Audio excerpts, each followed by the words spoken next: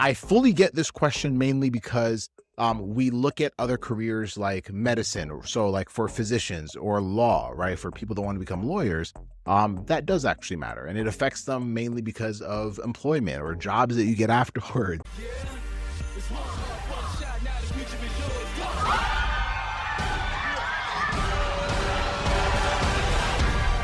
Do physical therapy school rankings matter? If you want to become a physical therapist, you're a student, you're interested in becoming a PT, you are locked in on it as your dream career, or you're looking into it as a potential career, this is the place for you. My name is Joseph Guyi. I'm a physical therapist. I'm also one of the co-founders of Pre-PT Grind, where we specialize in helping students get accepted into physical therapy school without wasting time or money. So if you find value in this training, well, we got tons where this one came from. Just on this platform alone, we have well over 1,000 other trainings that you may have missed already. And if you enjoy this one, then just binge away and be sure to like, subscribe, share this out with other students that you know would benefit from it. But we are here to help those of you who want to become physical therapists, but either are looking for more information or feel stuck and want to figure out how to get accepted. But for this particular training, we're going to talk about PT school rankings. Do they matter? And I fully get this question mainly because we look at other careers like medicine, or so like for physicians or law, right? For people that want to become lawyers, that does actually matter, and it affects them mainly because of employment or jobs that you get afterwards, or prestige that comes with certain schools that you go to. But with physical therapy, it actually doesn't matter at all, right? And it's one of the coolest things that I like about physical therapy, in the sense that as long as you go to a school that is accredited, you're basically good to go. And being accredited basically means that the school has gotten the stamp of approval.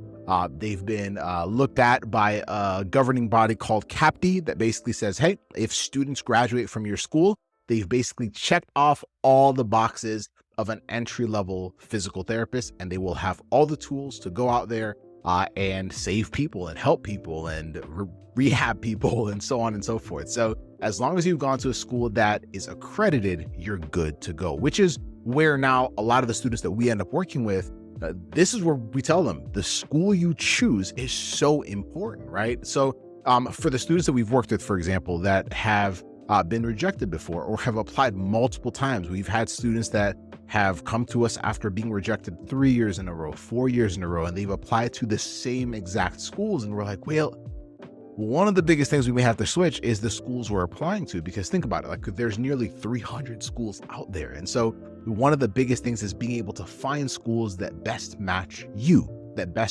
from an academic standpoint. So that's like your grades and standardized exams and so on and so forth, but also cost, location. There's certain things that are important, and each school is slightly different. They're not all the same. And once you realize that, then you're like, whoa, the school I select is based off of what matches me, and not about whether or not it's a prestigious program or not. Does that make sense? And some schools are very traditional 3-year programs. Other schools have a mix of online and in-person. Other schools are more problem-based. So take a look at even how they teach in the program to make sure that it fits your learning style and so on and so forth. But those are things that help you get not only into a school, but also find a school that you'll love being a part of, but they have nothing to do with ranking, right? And so if someone tells you to go to a certain school because it has prestige or because the name sounds better, it doesn't matter. Your future boss will not ask you about it. They will not care about it. Just go to a school that matches you. And if you don't know where to begin and you feel stuck and you're like, hey, I don't know where to start, I don't know how to stand out as an applicant, I don't know how to pick the right schools, I don't know how to give myself a very high chance of getting accepted, well, you're in luck. That is what we specialize in. And we've had hundreds and hundreds of students that we have privately worked with and helped get accepted into PT school. Students that have started with GPAs as low as a 2.4 and as many as 20 plus rejections in a single cycle before working with us, and as many as 5 years of getting rejected before working with us and getting into PT school. So if you want our help and you want to work with our team, then go to www.acceptedstrategy.com, www.acceptedstrategy.com.